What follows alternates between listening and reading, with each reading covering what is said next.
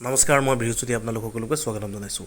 যিসকলে ইতিমধ্যে 50% ছাবচিডি টকা লোনটো আবেদন কৰিবলৈ নাপালে বা যিসকলে আবেদন কৰিও লোনটো নাপালে তেওঁলোকৰ কাৰণে এই ভিডিঅ'টো যথেষ্ট গুৰুত্বপূৰ্ণ হ'ব, কিয়নো মই এই ভিডিঅ'টিৰ জৰিয়তে আপোনালোকক এটা ইনফৰ্মেশ্যন দিম, যাৰ জৰিয়তে আপোনালোকে ছাবচিডি ঠিক 50% নহ'লেও আপোনালোকে ইণ্টাৰেষ্টটো ছাবচিডি পাব, সেইটো গেৰাণ্টি। তেনেকুৱা এটা লোনৰ বিষয়ে মই আপোনালোকলৈ লৈ আহিছোঁ। এই লোনটো আন একো নহয়, এইটো KCC লোন বুলি কয় শ্বৰ্ট ফৰ্মত, যাৰ ফুল ফৰ্ম হ'ল কিষাণ ক্ৰেডিট কাৰ্ড। এইটো আগতে শস্য উৎপাদন যিসকলে কৰে তেওঁলোকৰ কাৰণেই আছিলে, কিন্তু বৰ্তমান ভাৰত চৰকাৰে প্ৰায়বিলাক ৰাষ্ট্ৰীয়কৃত বেংকলৈকে জাননী জাৰি কৰিছে যে এই লোনটো যিসকলে পশুপালনৰ লগত জড়িত হ'ব বিচাৰে, হাঁহ কুকুৰা পালন কৰিব বিচাৰে, গৰু গাহৰি ছাগলী উৎপাদন কৰিব বিচাৰে, তেওঁলোকৰ কাৰণে এই লোনটো দিবৰ বাবে ইতিমধ্যে নটিচ জাৰি কৰিছে। সেই নটিচসমূহ মই ডেছক্ৰিপশ্যনত PDF আকাৰত দি দিম, আপোনালোকে ডাউনলোড কৰি চাব পাৰিব। এই কিষাণ ক্ৰেডিট কাৰ্ডৰ যে ছাবচিডি নাই এনে নহয়, ৰাজ্য চৰকাৰসমূহে সময়ে সময়ে ইয়াৰো ছাবচিডিৰ ব্যৱস্থা কৰে। বিগত বছৰসমূহত তৰুণ গগৈ চৰকাৰে আমি দেখা পাইছিলোঁ যে যাৰ 1 লাখ টকালৈকে KCC লোন আছিলে, কিষাণ ক্ৰেডিট কাৰ্ডৰ লোন আছিলে, সেইটো 100% ছাবচিডি দিছিল, মানে একেবাৰে ৰেহাই কৰি দিছিল। আৰু সৰ্বানন্দ সোণোৱাল ডাঙৰীয়া চৰকাৰ অহাৰ সময়তো 25% ছাবচিডি দিছিলে। প্ৰায়বিলাক গ্ৰাহকেই, প্ৰায়বিলাক ফাৰ্মাৰেই এই সুবিধাৰ ল'বৰ কাৰণে সক্ষম হৈছিল। কিন্তু এই ছাবচিডি ল'বৰ কাৰণে কিছুমান টাৰ্মছ এণ্ড কণ্ডিশ্যন আছে। সকলোৱে ছাবচিডিটো নাপায়, কোনে কোনে পায়, কেনেকৈ পায়, এই গোটেইখিনি তথ্য সামৰি পেলাই মই ভিডিঅ'টি যুগুত কৰিছোঁ। গতিকে আপোনালোকে ভিডিঅ'টি প্ৰথমৰ পৰা শেষলৈকে চাব, কোনো ধৰণৰ স্কিপ নকৰাকৈ গোটেইখিনি কথা গম পাব। এই KCC লোন অৰ্থাৎ কিষাণ ক্ৰেডিট কাৰ্ড আপোনাক 5 বছৰৰ কাৰণে দিব বেংকে। আপুনি এই পইচাটো মান্থলি EMI হিচাপেও দিব পাৰে। 5 বছৰৰ কাৰণে বেংকে আপোনাক দি দিব যে প্ৰতি মাহে ইমানকৈ দিলে আপোনাৰ 5 বছৰত লোনটো মৰি যাব। আৰু আপোনাৰ বহুতৰ মনত এটা প্ৰশ্ন হয় যে যদিহে আমি লোনটো মাৰি দিওঁ তেতিয়া আমি ছাবচিডিটো নাপাম নেকি?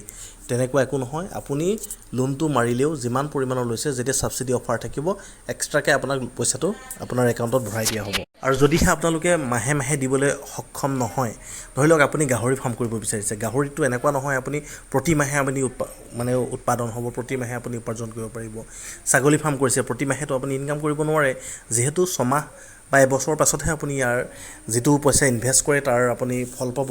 6 মাহ বা এবছৰ লাগিব। তেনে ক্ষেত্ৰতো আপোনালোক ইয়াক এক সুবিধা দিয়া হৈছে যে যদিহে আপুনি গোটেই EMIটো দিব নোৱাৰে, তেতিয়াহ'লে আপুনি যিমানটো ইণ্টাৰেষ্ট হয়, সুদটো দি থাকিলেও আপোনাৰ লোনটো চলি থাকিব। এনেকৈ দি থাকিলেও আপোনাৰ কোনো ধৰণৰ চিভিলত এফেক্ট নপৰে বা আপুনি ডিফল্টত নপৰে। আপোনালোকে যদি প্ৰতি 3 মাহৰ মূৰে মূৰে ইণ্টাৰেষ্টসমূহ দি থাকে, প্ৰতি মাহে দিব নালাগে, প্ৰতি 3 মাহৰ মূৰে মূৰে যিটো ইণ্টাৰেষ্ট হয়, ইণ্টাৰেষ্টসমূহ যদি দি থাকে, তেতিয়াহ'লে চৰকাৰৰ যিবিলাক সুবিধা বা ছাবচিডি হওক বা ৰাজসাহাৰ্য হওক, ইণ্টাৰেষ্টৰ যিটো সুবিধা আছে, এইখিনি গোটেইখিনি সুবিধা আপোনালোকে লৈ থাকিব পাৰিব। আহকচোন জানো আমি এই ঋণৰ সুবিধা কোনে কোনে ল'ব পাৰিব। 18 বছৰৰ ওপৰৰ যিকোনো ভাৰতীয় নাগৰিকে এই ঋণৰ কাৰণে আবেদন কৰিব পাৰিব। আৰু বহুতৰ মনত এটা প্ৰশ্ন হয় যে অকল খেতি কৰিবৰ কাৰণেহে লোন দিয়ে, শস্য উৎপাদনৰ কাৰণেহে লোন দিয়ে KCC লোন, মানে আমি যিহেতু শুনি আহিছোঁ KCC লোন খেতি কৰিবৰ কাৰণে দিয়ে। এনে একো নহয়। বৰ্তমান মই কৈছোঁ, আগতে উনুকিয়াইছোঁ যে ভাৰত চৰকাৰে বিভিন্ন ৰাষ্ট্ৰীয়কৃত বেংকলৈ ইতিমধ্যে জাননী জাৰি কৰিছে যে ফিছাৰী, ফাৰ্মিং, কণী উৎপাদন কৰিব বিচৰাসকলৰ কাৰণে, মুৰ্গী উৎপাদন কৰিব বিচৰাসকলৰ কাৰণে এই লোনৰ সুবিধা এতিয়া আছে। এতিয়া আহকচোন জানো আমি এই লোনৰ সুবিধানো কি কি, মেইন সুবিধাসমূহ কি কি। যে চাওক, যে এই লোন ল'বলৈ হ'লে আপুনি 1,60,000 টকালৈকে যদি লোন লয়, তেতিয়াহ'লে কোনো ধৰণৰ মৰ্টগেজ দিয়াৰ দৰকাৰ নাই, আপুনি কোনো বন্ধকত দিব নালাগে। 1,60,000লৈকে বেংকে আপোনাৰ কিছু নথি পত্ৰ দেখিয়ে তেওঁলোকে লোনটো দিব পাৰে, কোনো ধৰণৰ বন্ধকীৰ দৰকাৰ নাই। আৰু যদিহে আপোনালোকে 1,60,000 টকাৰ ওপৰত ল'ব বিচাৰে, তেতিয়াহ'লে আপোনালোকে মাটিৰ মৰ্টগেজ দিব পাৰে, ফিক্সড ডিপ'জিটৰ শ্লিপ দিব পাৰে, LIC পলিচি দিব পাৰে। তো তেনেকুৱা ধৰণৰ দিলে বেংকে মেনেজাৰে আপোনালোকক যেনেকৈ কয় তেনেদৰে দিলে আপোনালোকে 1 কোটি টকালৈকে এই লোন লোৱাৰ সুবিধা আছে। ইয়াৰ আন এক সুবিধা হ'ল ইয়াৰ ইণ্টাৰেষ্ট ৰেটটো অতি কম। যিমানবিলাক এতিয়ালৈকে লোন আছে, সকলোবোৰ লোনতকৈ ইয়াৰ ইণ্টাৰেষ্ট ৰেটটো কম। ইয়াৰ ইণ্টাৰেষ্ট ৰেট বৰ্তমান 7%, যদিও 7%, কিন্তু 3% ভাৰত চৰকাৰে ছাবচিডি দিয়ে। থাকিল 4%, সেই 4%টো যদিহে আপুনি, মই যে কৈছিলোঁ 3 মাহৰ মূৰে মূৰে যদি আপুনি ইণ্টাৰেষ্টটো অন্ততঃ যদি পে' কৰি থাকে, আপুনি ইণ্টাৰেষ্টটো দিব লাগিব, কিন্তু আপোনাক বেক দিব পাছত, হয়, এবছৰৰ পিছত ভাৰত চৰকাৰে যদি আপুনি এবছৰলৈকে 3% 7% হিচাপত যদি ইণ্টাৰেষ্টটো পে' কৰি থাকে প্ৰতি 3 মাহৰ মূৰে মূৰে, তেতিয়াহ'লে আপোনাক ভাৰত চৰকাৰে 3% ৰিবেট দিব।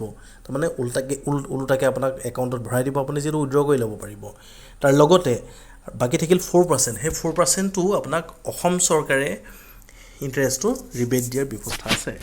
এই সুবিধাটো পাবৰ কাৰণে আপুনি ইণ্টাৰেষ্টসমূহ 3 মাহৰ মূৰে মূৰে দি থাকিব লাগিব, নতুবা আপুনি EMI আকাৰত পইচাটো প্ৰতি মাহে মাহে দি থাকিব লাগিব। এনে সুবিধা হ'ল যে প্ৰতি 4-5 বছৰৰ মূৰে মূৰে ৰাজ্য চৰকাৰসমূহে ইয়াৰ ছাবচিডি প্ৰদান কৰে, আৰু ইতিমধ্যে কেইবাৰ আমাৰ খেতিয়কসকলে ছাবচিডি পাবলৈ সক্ষম হৈছে। আহকচোন জানো আমি এই লোন ল'বৰ কাৰণে আমাক কি ডকুমেণ্টৰ দৰকাৰ হ'ব। 1 নম্বৰ হ'ল আবেদনকাৰীৰ 2 কপিকৈ পাছপৰ্ট ফটো লাগিব, পেন কাৰ্ড, আধাৰ কাৰ্ড, বেংক পাছবুকৰ ফ্ৰণ্ট পেজটো লাগিব, ভূমি সম্বন্ধীয় নথিপত্ৰ লাগিব, যেনেদৰে জমাবন্দী পটা, লেণ্ড হোল্ডিং চাৰ্টিফিকেট, এইবিলাক লাগিব। আৰু যদিহে আপুনি গোপালন, গাহৰি পালন, কণী উৎপাদন আদি কৰিব বিচাৰে, তেতিয়াহ'লে বিভাগীয় কৰ্তৃপক্ষৰ পৰা এটা প্ৰজেক্ট ৰিপৰ্ট তৈয়াৰ কৰিব লাগিব। মানে আপুনি আপোনাৰ ভেটেৰিনেৰী হস্পিটেলৰ ডক্টৰজনৰ পৰা এটা প্ৰজেক্ট ৰিপৰ্ট বনাই ল'লেই হৈ যাব। সকলোবোৰ থকাৰ পাছতো যদিহে আপোনাৰ চিভিল স্ক'ৰ বেয়া হয়, অৰ্থাৎ চিভিল 650তকৈ যদি কম হয়, মানে কি আগতে যদি আপুনি লোন লৈ থৈছে, সময়মতে EMI পে'মেণ্ট কৰা, EMI পৰিশোধ কৰা নাই, বা তেনেধৰণৰ কিবা যদি আপোনাৰ ৰেকৰ্ড বেয়া আছে বেংকত, তেতিয়াহ'লে আপুনি লোনটো পোৱাৰ সম্ভাৱনা খুব ক্ষীণ হ'ব। আৰু এই লোন সম্পৰ্কীয় সকলোবিলাক যাৱতীয় নথিপত্ৰ মই PDF আকাৰত ন'টিচ যিবিলাক হয়, বেংকক কেনেদৰে প্ৰেৰণ কৰিছে আৰু অসম চৰকাৰে কি জাননী জাৰি কৰিছে, সেই সকলোবিলাক মই PDF আকাৰত ভিডিঅ'টোৰ ডেছক্ৰিপশ্যনত দি থ'ম, আপোনালোকে ডাউনলোড কৰি চাব পাৰিব। আৰু যদিহে কিবা আপোনালোকৰ জানিবলৈ থাকি গৈছে KCC লোন সম্পৰ্কীয়, তেতিয়াহ'লে মোক কমেণ্ট কৰিব, মই কমেণ্টসমূহৰ ৰিপ্লাই দিবলৈ চেষ্টা কৰিম। আৰু ইয়াৰ পৰৱৰ্তী ভিডিঅ'টোত মই আপোনালোকৰ কাৰণে কেইটামান গল্ডেন টিপছ আগবঢ়াম লোন পাবৰ কাৰণে।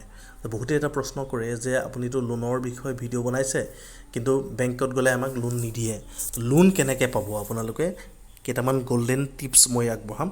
সেই টিপছকেইটা যদি আপোনালোকে মানি চলে, ফ'ল' কৰে, তেতিয়াহ'লে 90% গেৰাণ্টি মোৰ ফালৰ পৰা আপোনালোকে লোন পাবই।